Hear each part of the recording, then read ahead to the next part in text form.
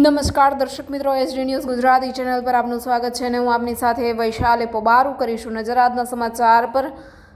ડાંગ જિલ્લાથી આહવા ગ્રામ પંચાયત તરફથી સફાઈ કર્મચારીઓને વરસાદી રક્ષણ માટેની કીટ આપવામાં આવી। ડાંગ જિલ્લામાં વરસાદી માહોલ જામ્યો છે અને ચોમાસાની ઋતુમાં ખાસ આરોગ્યની જાળવણી ખૂબ જ જરૂરી છે, ત્યારે આહવા ગ્રામ પંચાયત દ્વારા સફાઈ કર્મચારીઓ માટે સ્વભંડોળ નાણાં પંચમાંથી હાથ મોજા, ગમબૂટ, વરસાદથી રક્ષણ માટે રેનકોટ, માસ્ક જેવી સ્વરક્ષણની કીટ આહવા નગરના ઉપસરપંચ અને ગ્રામ પંચાયતના સભ્યોના હસ્તે તમામ સફાઈ કર્મચારીઓ ભાઈઓ તથા બહેનોને આપવામાં આવી।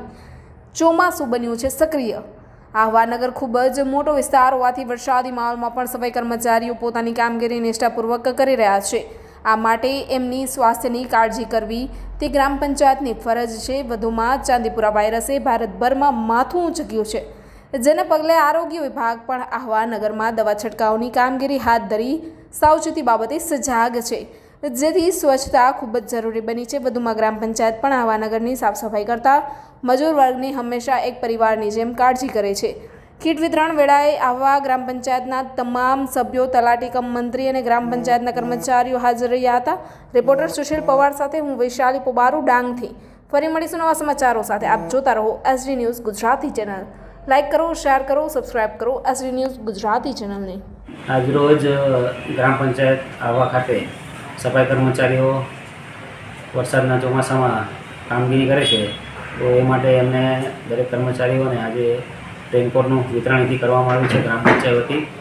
તેમજ એમના માટે ગમબૂટ, હાથના મોજા અને માસ્ક કોઈ બીમારીથી પીડિત ન થાય માટે એમની સાવચેતી માટે આ સાફ સફાઈ માટે સાધનોનું આજે વિતરણ કરવામાં આવ્યું છે।